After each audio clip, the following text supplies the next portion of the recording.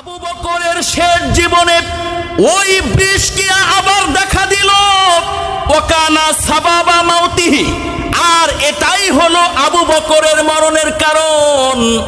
মিশকাত শরীফের 2 নম্বর খণ্ড 556 নম্বর পৃষ্ঠার পার্শ্ববর্তী হাসিয়া, যাকে বাংলায় বলা হয় টিকা, এই টিকার মধ্যে লেখা আছে ফাহাসালাহু শাহাদাতান ফি সাবিলিল্লাহ।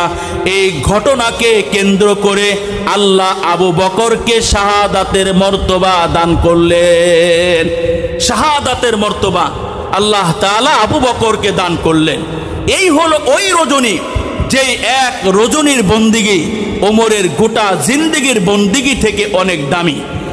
আর আবু বকরের দিন বলতে কোন দিন? ও আম্মা ইয়াউমুহু ফালাম্মা কুবিজা রাসূলুল্লাহি সাল্লাল্লাহু আলাইহি ওয়াসাল্লাম। দিন বলতে এটা ওই দিন যেদিন আল্লাহর নবী ইন্তেকাল করলেন, মারা গেলেন। ইরতাদ্দাতিল আরব, আরবের অনেক লোকজন, অনেক মুসলমান তারা মুরতাদ হয়ে গেল, ইসলাম ধর্ম তারা ছেড়ে দিল এবং তারা বলতে লাগলো লা নুআদ্দি যাকাতা আমওয়ালিনা, আজ থেকে আমরা আমাদের মালের যাকাত আদায় করব না। ওই মজলিসে বসা ছিল আবু বকর। আবু বকর বললেন লাউ মানাউনি ইকালান লাজাহাতুহুম আলাইহি। এই হলো এক রাওয়ায়াত। আর আরেক রাওয়ায়াতে আছে লাউ মানাউনি ইকালান কানু ইয়াদুনাহা ইলা রাসূলিল্লাহি সাল্লাল্লাহু আলাইহি ওয়াসাল্লাম লাকাতালতুম আলা মানইহা। আবু বকর বললেন যদি আমার আমলে, আমার শাসন আমলে কেউ যাকাতের একটা রশি আদায় করার ব্যাপারে ইনকার করে, অস্বীকার করে, যেটা আল্লাহ রসুলের শাসন আমলে আদায় করা হতো, লাকাতালতুম আলা মানইহা, তাহলে অবশ্যই আমি তার বিরুদ্ধে লড়াই করব, যুদ্ধ করব। আবু বকরের পাশে বসা ছিল ওমর। আবু বকর আরহামু উম্মতি বি উম্মতি আবু বকর। আবু বকর হলো নরম মেজাজের একজন সাহাবী। নরম মেজাজের এই সাহাবী যখন এই শক্ত কথাটা বলল, ওমর আবু বকরকে বললেন, ওমর নিজেই বলে আমি বললাম ফাকুলতু ইয়া খলিফাতার রসুল তাআল্লাফিন নাসা অরফুক বিহিম, হে আল্লাহ রসুলের খলিফা ভাই আবু বকর, মানুষের সঙ্গে আপনি নরম এবং কোমল আচরণ করেন, নরম ব্যবহার করেন। আবু বকর, ওমর বলেন আবু বকর ফাকাল আলী, আবু বকর আমাকে বললেন আজাব্বারুন ফিল জাহিলিয়াতি ও খাওয়ারুন ফিল ইসলাম। ওমর, ইসলাম ধর্ম গ্রহণ করার আগে তুমি তো অনেক বড় বাহাদুর ছিলে, অনেক বড় সাহসী ছিলে। আর খাওয়ারুন ফিল ইসলাম, ইসলাম কবুল করার পরে তুমি কি কাপুরুষ হয়ে গেছো? তুমি কি দুর্বল হয়ে গেছো? ইন্নাহু ইনকাতা আল ওয়াহয়ু, ওমর শুনে রাখো, ওহী আগমনের সিলসিলা এটা চিরতরে বন্ধ হয়ে গেছে। ও তাম্মা দিন, দিন পরিপূর্ণ হয়ে গেছে। আয়ান কুসুদ্দিন ওয়ানা হাইয়ুন, হে ওমর শোনো, আবু বকর জিন্দা থাকবে আর আবু বকরের সামনে দিনের জাররা পরিমাণ ক্ষতি হবে, এটা আবু বকর কখনোই সহ্য করতে পারবে না। গত জুমায় আমরা সর্বোচ্চ ভালোবাসা আল্লাহ এবং আল্লাহ রসুলের প্রতি হৃদয়ে পোষণ করা এবং লালন করা প্রসঙ্গে কোরআন এবং সুন্নাহর আলোকে আলোকপাত করতেছিলাম। আলোচনার একটি পর্যায়ে গিয়ে আমরা পৌঁছেছিলাম আল্লাহ রসুল সাল্লাল্লাহু আলাইহি ওয়াসাল্লামের প্রেম এবং নবীজির ভালোবাসায়। সাদ বিন রবি রাদিয়াল্লাহু তাআলা আনহু রণক্ষেত্রে 70টি তীর বিদ্ধ হয়ে পড়েছিলেন, আর আল্লাহ তাআলা এর বিনিময়ে বিখ্যাত এই সাহাবীর নাকের ডগায় জান্নাতুল ফেরদাউসের সুঘ্রাণ নিজ জিম্মায় পৌঁছিয়ে দিয়েছিলেন। আর রাহিকুল মাখতুম বিখ্যাত এই কিতাবের মধ্যে জায়েদ বিন সাবিত রাদিয়াল্লাহু তাআলা আনহু হতে একটি রিওয়ায়াত বর্ণিত আছে। মূল হাদিস বর্ণনা করার আগে জায়েদ ইবনে সাবিত এই সাহাবী সম্পর্কে একটু ধারণা দেওয়ার চেষ্টা করব, বিমান্নিহি ও কারামি ও ফদলি। বিইজনিল্লাহ, বিমাশিয়াতিল্লাহ, বিফাদলিল্লাহ, বিতৌফিকিল্লাহ। আল্লাহ রসুল সাল্লাল্লাহু আলাইহি ওয়াসাল্লামের উপরে যখন ওহী অবতীর্ণ হতো, তখন যেই কয়েকজন সাহাবী কাতেবে ওহী লিপিবদ্ধ করতেন, তাদের মধ্য থেকে যায়েদ ইবনে সাবেত ছিলেন অন্যতম একজন কাতেবে ওহী।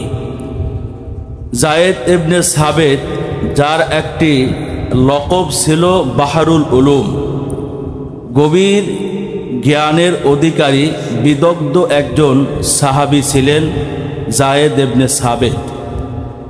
ইমাম মাসরুক রহমতুল্লাহ আলাই বলেন, নবীজির সাহাবাদের মধ্য থেকে 6 জন সাহাবী ছিল মুফতি সাহাবী। সেই 6 জন মুফতি সাহাবাদের মধ্য থেকে অন্যতম একজন মুফতি সাহাবীর নাম হলো যায়েদ ইবনে সাবেত। এই যায়েদ ইবনে সাবেত সম্পর্কে সাইদ ইবনুল মুসাইয়্যিব রহমতুল্লাহ আলাই যেই তাবি সম্পর্কে মুসলিম শরীফের 2 নম্বর খণ্ড 311 নম্বর পৃষ্ঠার পার্শ্ববর্তী হাসিয়া বা টিকার মধ্যে লেখা আছে, কলা আহমদ ইবনু হাম্বল ও গৈরুহু আফদলু তাবিঈনা সাইদ ইবনুল মুসাইয়্যিব। ইমাম আহমদ বিন হাম্বল সহ প্রমুখ উলামা ইকরাম বলেন, তাবিনদের মধ্য থেকে সর্বশ্রেষ্ঠ তাবির নাম হলো সাইদ ইবনুল মুসাইয়্যিব। এই বিখ্যাত তাবি যায়েদ ইবনে সাবেত সম্পর্কে বলেন যে, আমি আল্লাহর নবীর এই সাহাবী যখন ইন্তেকাল করেন, তখন তার নামাজে জানাজায় আমি অংশগ্রহণ করেছিলাম।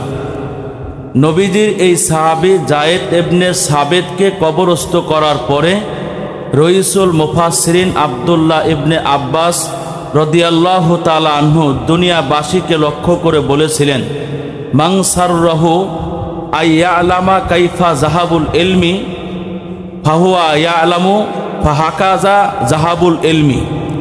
যেই ব্যক্তি জানতে চায় যে এলম কিভাবে চলে যায় আসমানে, সে যেন দেখে এইভাবেই এলেম চলে যায়।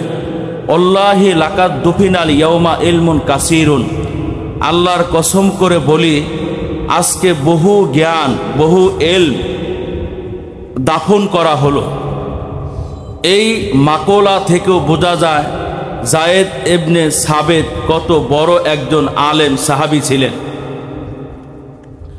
যায়েদ ইবনে সাবেতকে সমাধিস্থ করার পরে রইসুল মুহাদ্দিসিন আবু হুরায়রা বলেছিলেন, মাতাল ইয়াউমা হিবরুল উম্মাহ, আজকে উম্মতের পণ্ডিত ব্যক্তি ইন্তেকাল করল।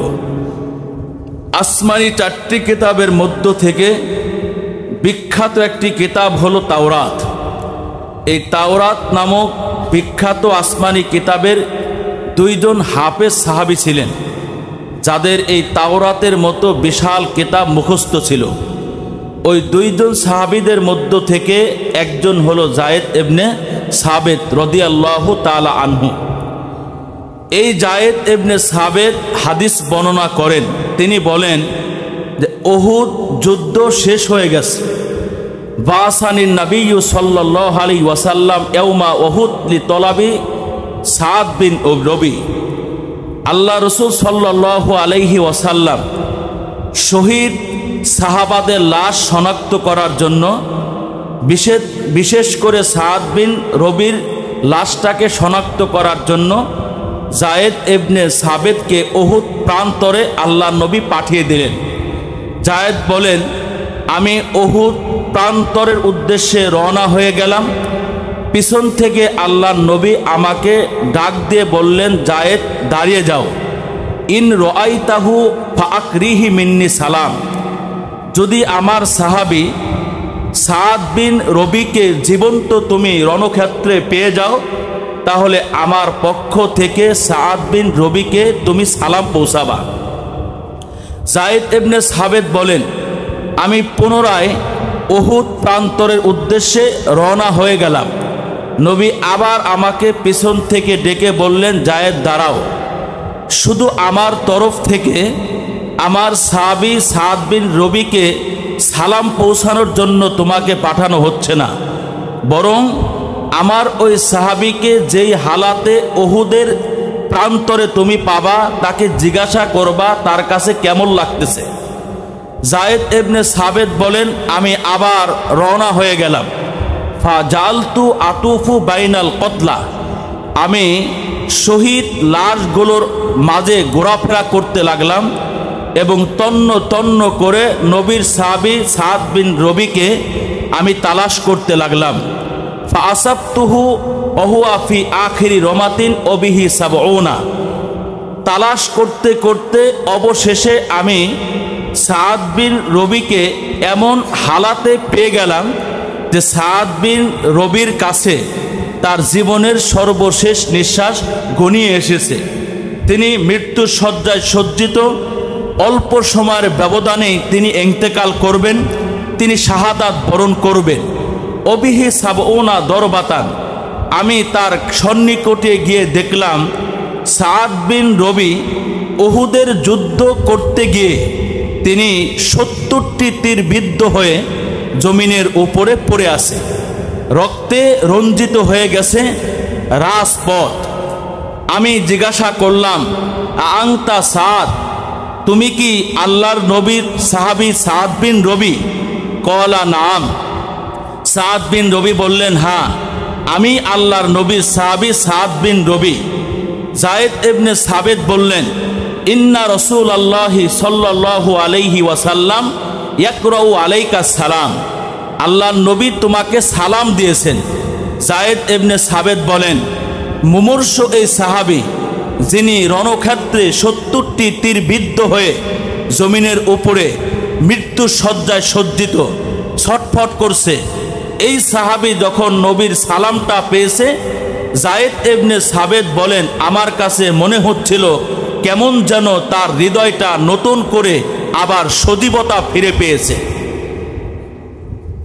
সাদ বিন রবি যায়েদকে বললেন, ওয়ালা রাসূলিল্লাহি সাল্লাল্লাহু আলাইহি ওয়াসাল্লাম আসসালাম, নবী যেহেতু আমার কাছে সালাম পৌঁছিয়েছেন, নবীর উপরও আমার পক্ষ থেকে সালাম।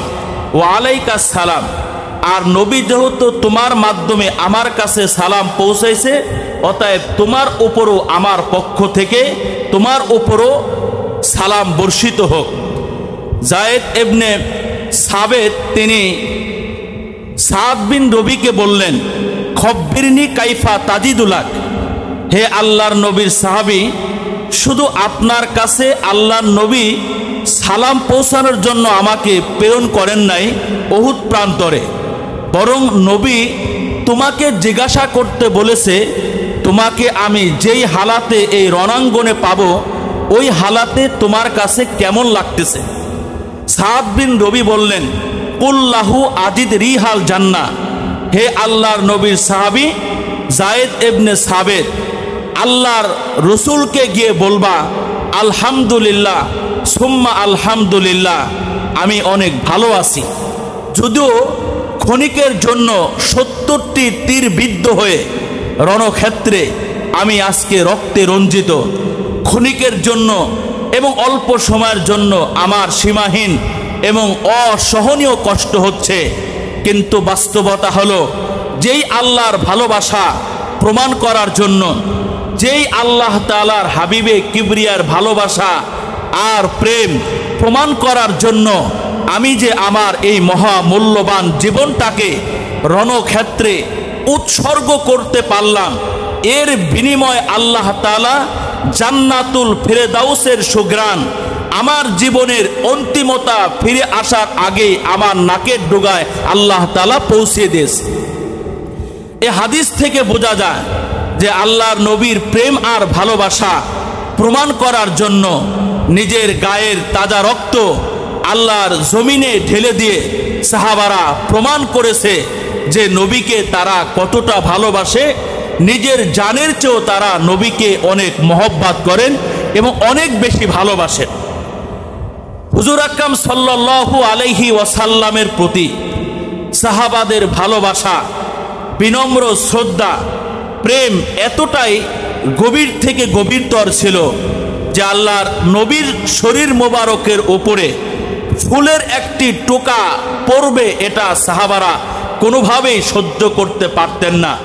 এই বিষয়টা বোঝানোর জন্য মিশকাত শরীফের 6022 নম্বর হাদিস, এই হাদিস বর্ণনাকারী সাহাবীর নাম ওমর রাদিয়াল্লাহু তাআলা আনহু। ওমর বলেন, যুকিরা ইনদাহু আবু বকরিন ফাবাকা ওয়াকালা অদিত্তু আন্না আমালি কুল্লাহু মিসলু আমালিহি ইয়াওমান ওয়াহিদান মিন আইয়ামি ও লাইলাতান ওয়াহিদাতান মিন লায়ালি। একদিনের ঘটনা হলো আমিরুল মুমিনিন হযরতে ওমরের সামনে আবু বকরের আলোচনা উঠে আসলো। আবু বকরের আলোচনা ওঠা মাত্রই ওমর কান্না করে ফেললেন। কান্না বিজড়িত কণ্ঠে হযরতে ওমর বললেন, ওয়াদিত্তু আন্না আমালি কুল্লাহু মিসলু আমালিহি ইয়াওমান ওয়াহিদান মিন আইয়ামি ও লাইলাতান ওয়াহিদাতান মিন লায়ালি। হযরতে ওমর কান্না করে বললেন, আমি ওমরের দিলের আকাঙ্ক্ষা হলো, আমি ওমরের দিলের বাসনা হলো যে এই ওমরের গোটা জিন্দেগির বন্দেগি যদি ভাই আবু বকরের একদিনের আমলের সমপরিমাণ হতো, কিংবা এই ওমরের গোটা জিন্দেগির বন্দেগি যদি আবু বকরের এক রজনীর বন্দেগির সমপরিমাণ হতো, তাহলে এই ওমর তিনি ধন্য হয়ে যেত। ওমর বলতেছে যে আমার গোটা জিন্দেগির বন্দেগি যদি হযরতে আবু বকরের এক দিনের সমপরিমাণ হতো, কিংবা আমার গোটা জিন্দেগির বন্দেগি যদি আবু বকরের এক রজনীর সমপরিমাণ হতো, তাহলে এই ওমর ধন্য হয়ে যেত। আবু বকরের কোন রজনী, যেই রজনীর বন্দেগি ওমরের গোটা জিন্দেগির বন্দেগি থেকে অনেক দামি? আম্মা লাইলাতুহু ফালাইলাতুন সারা মা ইলা রাসূলিল্লাহি সাল্লাল্লাহু আলাইহি ওয়াসাল্লাম ইলাল গড়। রজনী বলতে আবু বকরের রজনী বলতে ওই রজনী যেই রজনীতে আবু বকর আল্লাহর নবীর সঙ্গে গারে সুরের উদ্দেশ্যে গারে সুরের দিকে রওনা হয়ে গেলেন। ফালাম্মাং তাহায়া ইলাইহি, যখন ওবাই গারে সুরের সন্নিকটে পৌঁছে গেলেন, ক্বালা ওয়াল্লাহি লা তাদখুলহু হাত্তা আদখুলা ক্বাবলাকা ইয়া রাসূলুল্লাহ। গারে সুরের সন্নিকটে দাঁড়িয়ে আবু বকর আল্লাহর নবীকে বললেন, ওগো আল্লাহর নবী, ওই আল্লাহর জাত আর জালালিয়াতের কসম করে বলি, আপনি ততক্ষণ পর্যন্ত এই গুহার অভ্যন্তরে প্রবেশ করতে পারবেন না যতক্ষণ পর্যন্ত আপনার পূর্বে আমি আবু বকর এই গুহার অভ্যন্তরে প্রবেশ না করব। ফাইন কানা ফিহি শাইউন আসাবানি দুনাকা, আল্লাহর নবী, এই গুহার অভ্যন্তরে বিষাক্ত কোনো জিনিস যদি থাকে, ধ্বংস করতে হলে এই আবু বকরকে যেন ধ্বংস করে। এরপরও আল্লাহর নবীর এই মোবারক শরীরের উপরে একটা ফুলের টোকাও যেন লেগে না যায়। ফাদাখালা ফাকাসাহু, এই কথা বলে আবু বকর নবীর আগে গুহার মধ্যে ঢুকে পড়লেন। যার পোষ করে আবু বকর গুহাটা পরিষ্কার করলেন। ওয়াজাদা ফি জানিবিহি সুকুবান, আবু বকর গুহার এক পার্শ্বে বেশ কিছু ছিদ্র তিনি দেখতে পেলেন। ফাশাক্কা ইজারহু ও সাদ্দাহা বিহি, আবু বকর নিজের ইজারটা, নিজের লুঙ্গিটা ছিঁড়ে ফেললেন। ওই ছিঁড়া লুঙ্গি দিয়ে ছিদ্রগুলো তিনি বন্ধ করলেন। ফাবাকিয়া মিনহা ইতনানে, অবশিষ্ট রয়ে গেল দুইটি ছিদ্র। ফাআলকাহুমা রিজলাইহি, অবশিষ্ট দুইটি ছিদ্র আবু বকর পায়ের গোড়ালি দ্বারা তিনি বন্ধ করে ফেললেন। সুম্মা ক্বালা লি রাসূলিল্লাহি উদখুল, এরপরে আবু বকর আল্লাহর নবীকে ডেকে ডেকে বললেন, ওগো আল্লাহর নবী, এখন আপনি এই গুহার অভ্যন্তরে প্রবেশ করেন। আবু বকর প্রবেশ করতে বললেন। ফাদাখালা, নবী গুহার অভ্যন্তরে চলে গেলেন। ও ওয়াজা রাসাহু ফি হুজরিহি, ও নামা, গুহার মধ্যে ঢুকে আল্লাহর নবী আবু বকরের কোলে মাথাটা রেখে নবী আমার ঘুমিয়ে পড়লেন। ফালুদিগা আবু বকরিন, এবার আবু বকর তিনি সাপ কিংবা ফালুদিগা আবু বকরিন ফি রিজলিহি মিনাল জুহুরি, আবু বকর পায়ে সাপ কিংবা বিষাক্ত বিচ্ছু কর্তৃক দংশিত হলেন। ওয়ালাম ইয়াতাহাররাক মাখাফাতা আইয়ান তাবিয়া রাসূলুল্লাহ, আবু বকর যারা পরিমাণ নড়াচড়া করেন নাই এই আশঙ্কায় আমি আবু বকরের যদিও সাপের কামড়ে আক্রান্ত হয়ে অনেক কষ্ট আমার হচ্ছে। আবু বকর চিন্তা করলেন, যারা পরিমাণ আমি যদি নড়াচড়া করি তাহলে নবী যেহেতু আমার কোলে মাথা রেখে ঘুমাচ্ছে, নবীর ঘুমের ব্যাঘাত ঘটে যাবে। এই আশঙ্কায় আবু বকর যারা পরিমাণ নড়াচড়াও তিনি করলেন না। ফাসাকাতা দুমুহু আলা ওয়াজহি রাসূলিল্লাহ, এই যে আবু বকর দংশিত হয়েছেন সাপের আক্রমণে, সাপের ধ্বংসে দংশিত হয়ে আবু বকরের চোখের পানিগুলো গড়িয়ে গড়িয়ে নবীজির চেহারা মুবারকের উপরে পড়ে যাচ্ছে। ফাকালা রাসূলুল্লাহি মা লাকা ইয়া আবু বকরিন, আল্লাহর নবীর চেহারার উপরে যখন আবু বকরের চোখের পানিগুলো গড়িয়ে গড়িয়ে পড়তেছে, আল্লাহর নবী আবু বকরকে ডেকে ডেকে বললেন, আবু বকর তোমার কি হয়ে গেল? আবু বকর বললেন, লুদিকতু ফিদাকা আবি ও উম্মি, ওগো আল্লাহর নবী, আমার বাবা আমার মা আপনার জন্য কোরবান হোক। আবু বকর সাপ কর্তৃক দংশিত হয়েছে। ফাতাফালা রাসূলুল্লাহ সাল্লাল্লাহু আলাইহি ওয়াসাল্লাম, আল্লাহর নবী ক্ষত স্থানে তার থুতু মোবারক লাগিয়ে দিলেন। ফাজাহাবা মা ইয়াজিদুহু, যেই বিষক্রিয়ায় আবু বকর কষ্ট পাচ্ছিলেন সেই বিষক্রিয়া সঙ্গে সঙ্গে চলে গেল। সুম্মাং তাকাসা আলাইহি, আবু বকরের শেষ জীবনে ওই বিষক্রিয়া আবার দেখা দিল। ওকানা সাবাবা মাউতিহি, আর এটাই হলো আবু বকরের মরণের কারণ। মিশকাত শরীফের 2 নম্বর খণ্ড 556 নম্বর পৃষ্ঠার পার্শ্ববর্তী হাসিয়া, যাকে বাংলায় বলা হয় টিকা, এই টিকার মধ্যে লেখা আছে ফাহাসালাহু শাহাদাতান ফি সাবিলিল্লাহ। এই ঘটনাকে কেন্দ্র করে আল্লাহ আবু বকরকে শাহাদাতের মর্তবা দান করলেন। শাহাদাতের মর্তবা আল্লাহ তাআলা আবু বকরকে দান করলেন। এই হলো ওই রজনী, যেই এক রজনীর বন্দিগি ওমরের গোটা জিন্দেগির বন্দিগি থেকে অনেক দামি। আর আবু বকরের দিন বলতে কোন দিন? ও আম্মা ইয়াউমুহু ফালাম্মা কুবিজা রাসূলুল্লাহি সাল্লাল্লাহু আলাইহি ওয়াসাল্লাম, দিন বলতে এটা ওই দিন যেদিন আল্লাহর নবী ইন্তেকাল করলেন, মারা গেলেন। ইরতাদ্দাতিল আরব, আরবের অনেক লোকজন, অনেক মুসলমান তারা মুরতাদ হয়ে গেল, ইসলাম ধর্ম তারা ছেড়ে দিল এবং তারা বলতে লাগলো লা নুআদ্দি যাকাতা আমওয়ালিনা, আজ থেকে আমরা আমাদের মালের যাকাত আদায় করব না। ওই মজলিসে বসা ছিল আবু বকর। আবু বকর বললেন লাউ মানাউনি ইকালান লাজাহাতুহুম আলাইহি, এই হলো এক রাওয়ায়াত।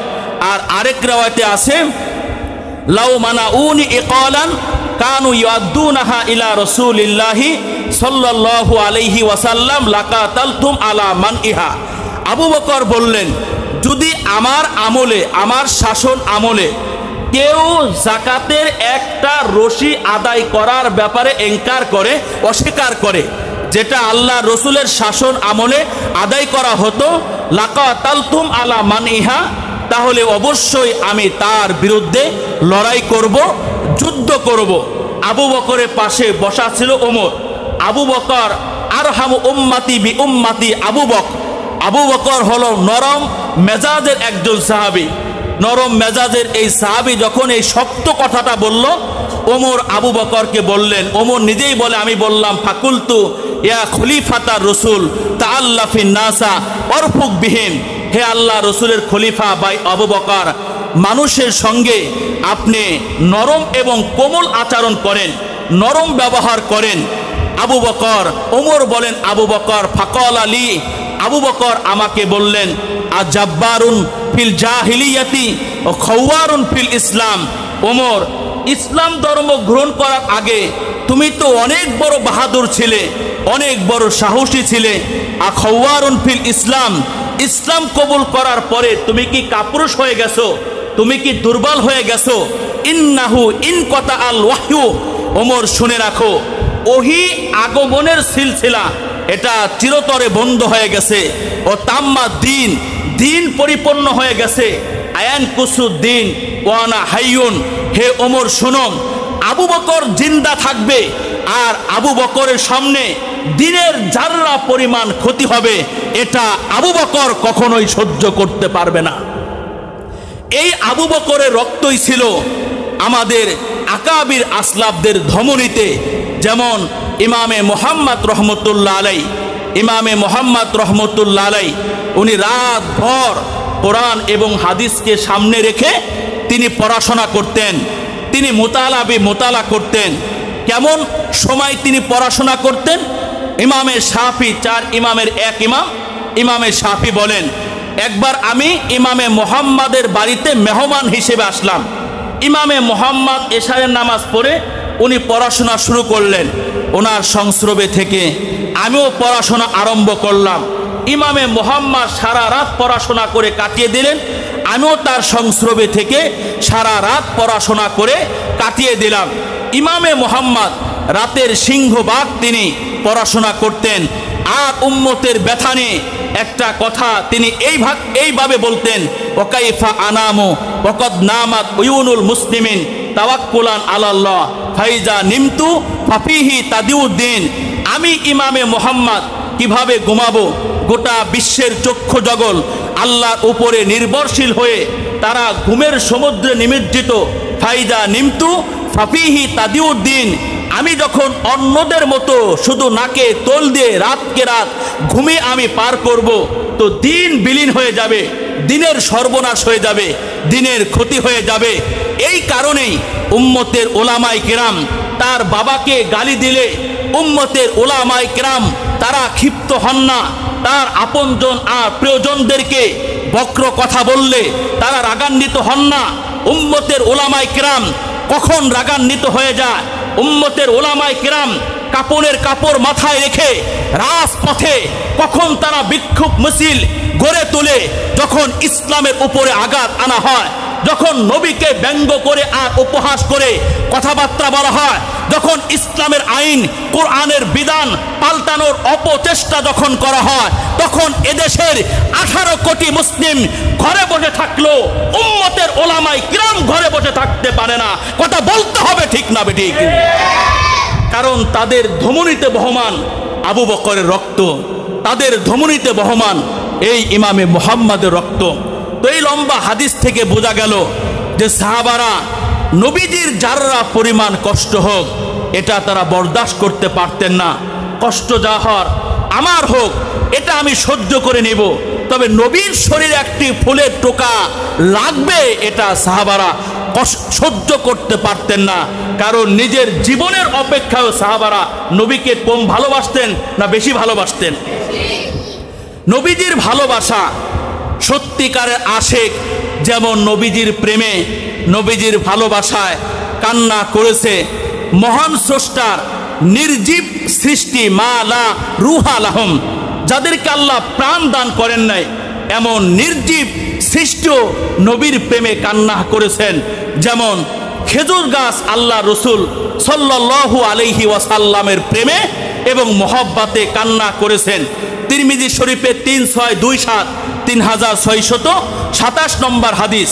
ওয়ান আনাসিন রাদিয়াল্লাহু তাআলা আনহু আন্না রাসূলুল্লাহি সাল্লাল্লাহু আলাইহি ওয়াসাল্লাম খতাবা ইলা লিসকি জিদইন ওয়াত্তাখাযু লাহু মিম্বারান ফাখতাবা আলাইহি ফাহান্নাল হানিনান নাকা।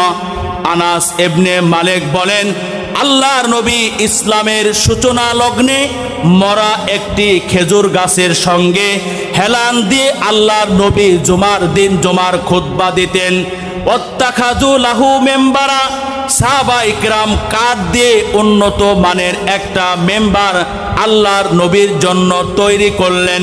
ফাখতাবা আলাইহি, আল্লাহর নবী জুমার খুতবা দেওয়ার জন্য উন্নত মানের কাঠের তৈরি ওই মেম্বারের উপরে দাঁড়াইছেন, জুমার খুতবা দিবেন।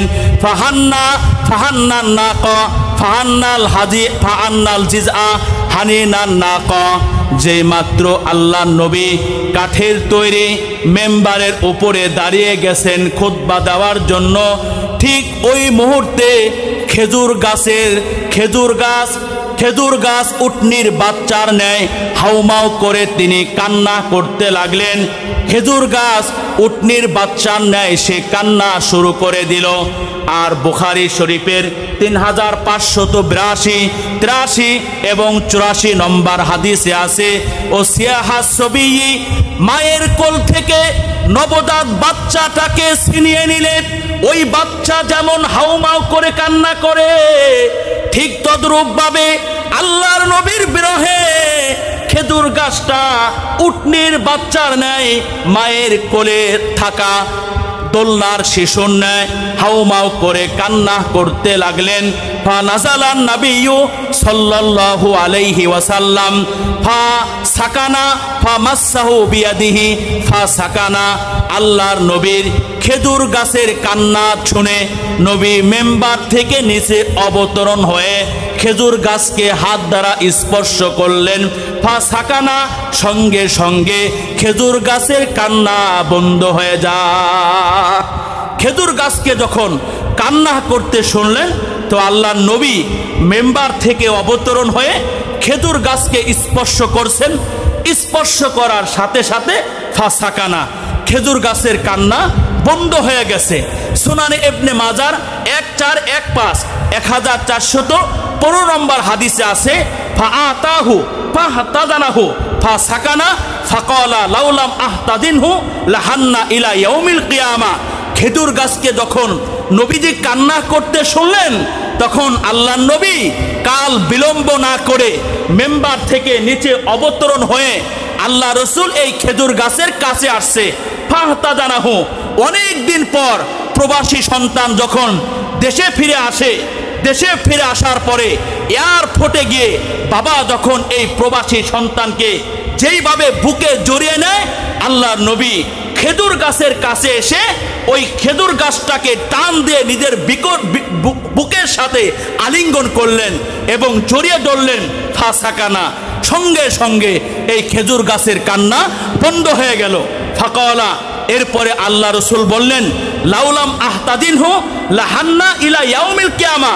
হে কিয়ামত পর্যন্ত আনেওয়ালা আমার উম্মতেরা শোনো, আমি পয়গম্বর যদি আমার বুকের সঙ্গে এই মরা খেজুর গাছটাকে আমি জড়িয়ে না ধরতাম, তাহলে এই মরা খেজুর গাছ আমার প্রেম আর ভালোবাসা প্রকাশ করার জন্য কিয়ামত পর্যন্ত হাউমা করে কান্না করত। যার দরুন কিয়ামতের আগে পৃথিবীর একেবারে শেষ প্রান্ত থেকেও যদি আমার কোন উম্মত এই মদিনার মাটিতে আসতো, এই মদিনার মাটিতে আসার পরে আমার উম্মত সকর্ণে এই মরা খেজুর গাছের কান্না শুনতে পেত। আল্লাহু আকবার বলেন। মরা খেজুর গাছের কান্না শুনতে পেত। এক কথা, আশেক নবীর প্রেম আর ভালোবাসা প্রকাশ করার জন্য যুগে যুগে যা করেছে, খেজুর গাছ আল্লাহর নবীর প্রেম আর ভালোবাসা প্রমাণ করার জন্য তাই করেছে। সত্যিকারের আশেক যারা, এরা যেমন নবীর প্রেম আর ভালোবাসা প্রমাণ করার জন্য কলিজার টুকরা সন্তানকে নবীজির খেদমতে অক্ষ করে দিয়েছেন, ঠিক তদ্রূপ ভাবে এই মরা খেজুর গাছও নবীর প্রেম আর ভালোবাসা প্রমাণ করার জন্য খেজুর গাছ তার সন্তান অর্থাৎ খেজুরগুলোকে নবীজির খেদমতে সঁপে দিয়েছিলেন।